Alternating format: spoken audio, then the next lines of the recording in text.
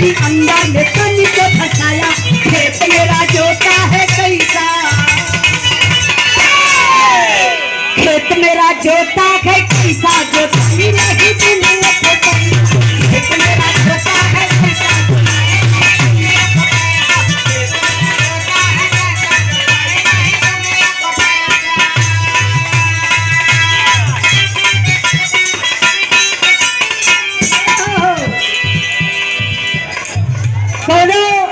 भौजाई बा बड़ा पढ़ल लिखल बा, अब नई नबेली बा, अपने देवर के बुलाई के कहले बा।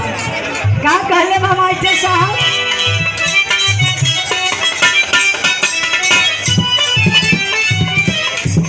टूटा तो दहिया तू खाते कलाई,